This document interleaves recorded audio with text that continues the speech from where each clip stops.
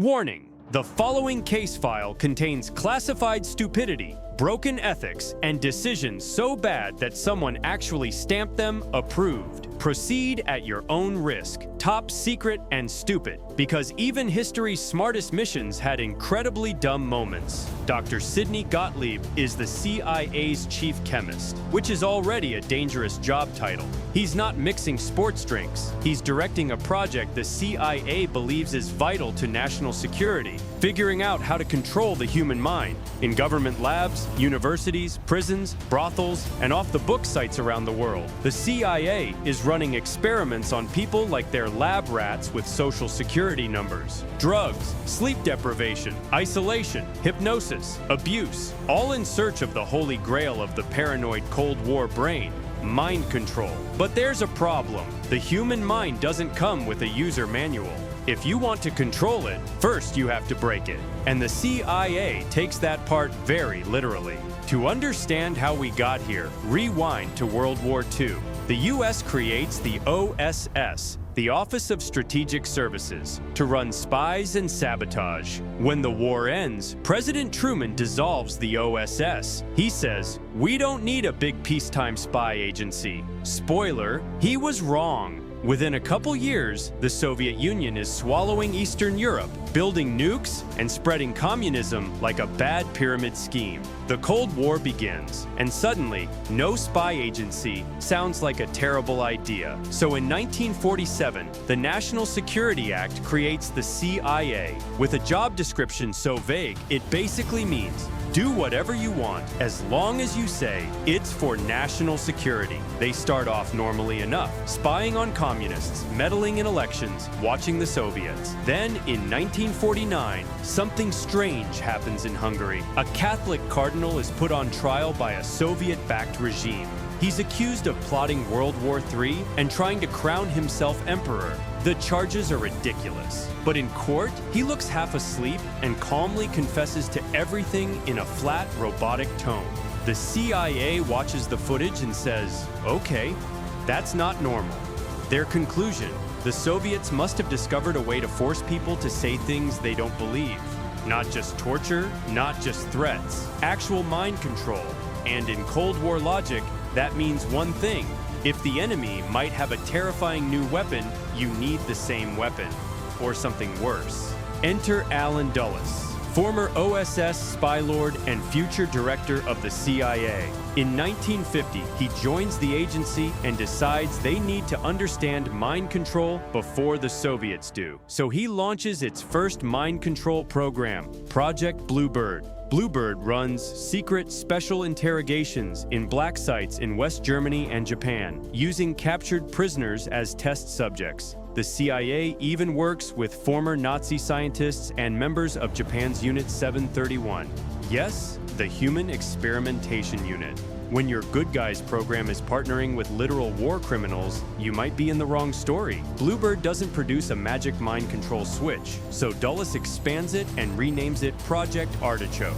New name, same stupidity.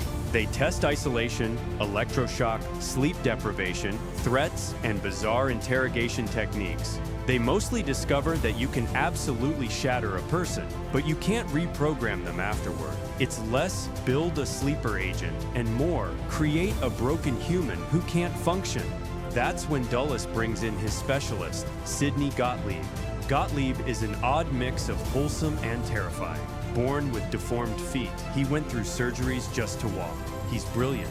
Math, chemistry, biochemistry, and he spends the war doing respectable science. In 1951, the CIA hires him into Technical Services, the Gadget and Chemistry Division. When Dulles wants Artichoke to go bigger and darker, Gottlieb becomes the man tasked with figuring out how to hijack a person's mind. His theory is simple and horrifying. First, you empty the mind, then you fill it back up with whatever you want. In practice, they're great at the empty part and terrible at the fill part. Traditional torture just smashes the mind instead of wiping it clean. So Gottlieb turns to drugs. He experiments with laughing gas, cocaine, heroin, mescaline, but nothing gives him a controllable, programmable state. Then he hears about a strange Swiss chemical, LSD-25. A tiny dose blows open perception. Colors shift. Time melts. Reality becomes flexible. Gottlieb tries it himself and decides this is the key. But there's one problem. If LSD really can unlock the mind, whoever controls it first wins. And intelligence reports say the Soviets may already be producing it. So, in true CIA fashion, the response is, buy the world's supply and start dropping it into everything. Gottlieb starts with volunteers inside the CIA, then quickly moves on to people who definitely did not volunteer. Under Artichoke and its spin-offs, the CIA doses prisoners, psychiatric patients, and expendables, people nobody in power expects to miss. They're trying to answer questions like, how much LSD can someone take before their personality dissolves? To manage the chaos, Gottlieb builds an empire of dozens of sub-projects. Universities, hospitals, prisons, and fake front organizations are involved. Eventually, there will be around 149 sub-projects. Only Gottlieb and one other man know the full list. In 1953, Alan Dulles becomes Director of Central Intelligence. Gottlieb pitches a much bigger project. Dulles signs off. On April 13, 1953, Project MKUltra is born. It will become the most secretive and disturbing operation in CIA history. Now, Gottlieb has money, protection, and almost no oversight. He buys the last batch of LSD from its Swiss manufacturer, 10 grams, the entire world supply at the time, and hires Eli Lilly to mass produce it. Soon, the CIA has more acid than a Grateful Dead tour, and Gottlieb is determined to use it all. Experiments spread everywhere. Federal prisons in Kentucky, Atlanta, and New Jersey. 7 men are given massive doses of LSD every day for 77 days. In another experiment, 20 inmates take LSD almost daily for 15 months. None of this is therapy. It's simply, what happens if we keep cranking the dial?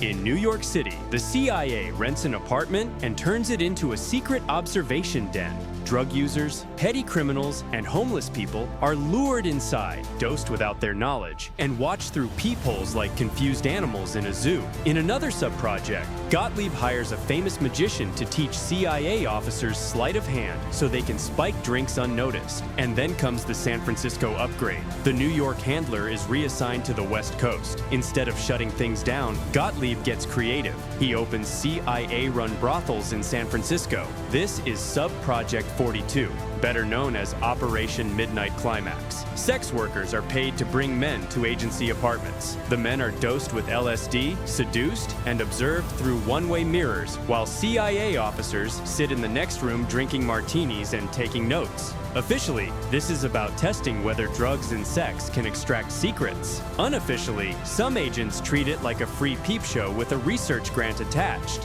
At the same time, Gottlieb funds respectable research through front organizations. Prestigious universities get grants, never knowing the CIA is behind it. The most notorious example is Dr. Donald Ewan Cameron at McGill University. Cameron develops something he calls psychic driving. In reality, it is a nightmare. Patients are drugged for weeks or months, blasted with extreme electroshock, isolated, dosed with heavy LSD, and forced to listen to recorded phrases repeated thousands of times through helmets with speakers. The CIA sees this and says, yes, this looks promising.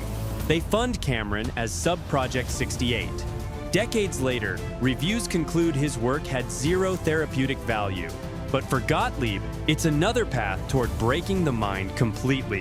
What MKUltra never achieves is the second step, filling the empty mind back up. They can erase identities, induce breakdowns, and cause permanent trauma, but they cannot reliably create new personalities. Meanwhile, LSD begins leaking into the outside world. By the late 1950s, so much CIA-sponsored acid reaches universities that it escapes into the culture. Professors share it with students. Students share it with friends. LSD becomes the sacrament of the 1960s counterculture. The CIA tries to build a mind control weapon. and accidentally helps fuel a movement built around rejecting authority entirely. MKUltra can stay secret only so long. One man who knows too much is Frank Olson, a U.S. Army chemist. He works with the CIA on deadly toxins disguised in everyday objects. Olson sees interrogation sites. He sees people die from things he helped create.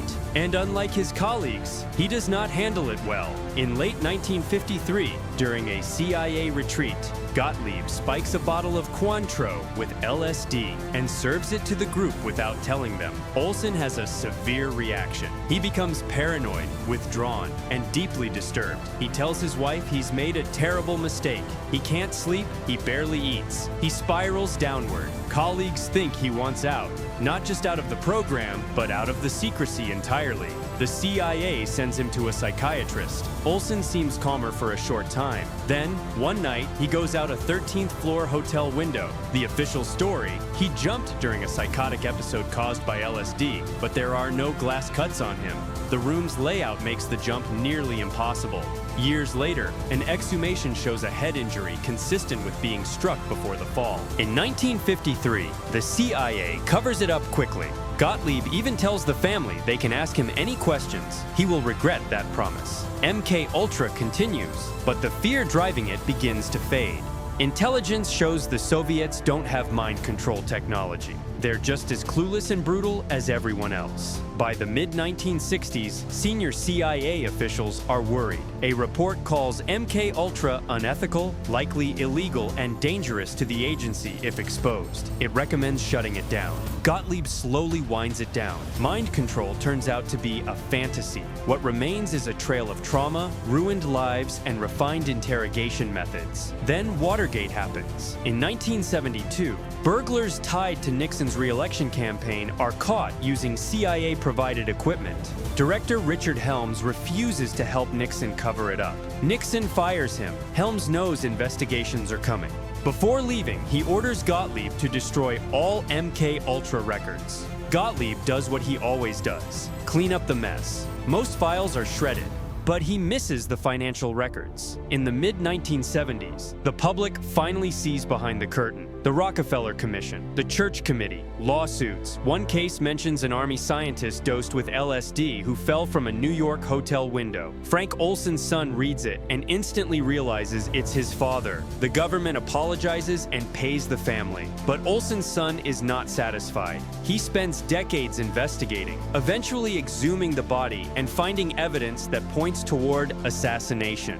Meanwhile, journalist John Marks uses the Freedom of Information Act to obtain the surviving MKUltra financial documents, more than 16,000 pages. Hidden inside the invoices is a map of the entire operation. Marks reconstructs it and publishes the search for the Manchurian Candidate.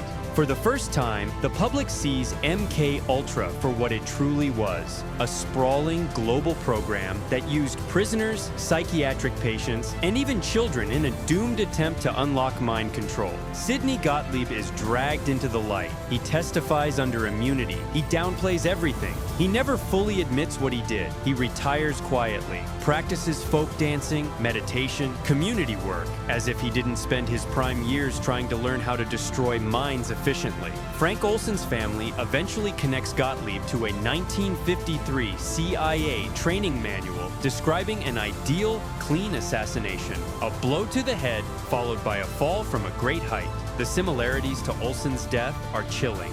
A prosecutor opens a case against Gottlieb in the late 1990s, but he dies before it can go to trial, taking whatever truth remained with him. And that is the real punchline of MKUltra. After millions of dollars, hundreds of sub-projects, untold suffering, and some of the ugliest experiments in US history, the CIA never found a reliable way to control minds. They didn't create perfect sleeper agents. They created trauma. They didn't unlock a magic brainwashing code. They proved that people break long before they become programmable. They tried to build the Manchurian Candidate, and instead proved that science fiction should stay fiction. Some of the most influential figures in American intelligence believed they were defending the country from an existential threat. In their minds, they were the good guys. That's what makes it worse. Because if MKUltra teaches us anything, it's this. People are capable of doing horrifying things for reasons they think are noble. Wrap it in secrecy, stamp it top secret, and nobody says no until it's far too late. Top secret and stupid, because even history's smartest missions had incredibly dumb moments.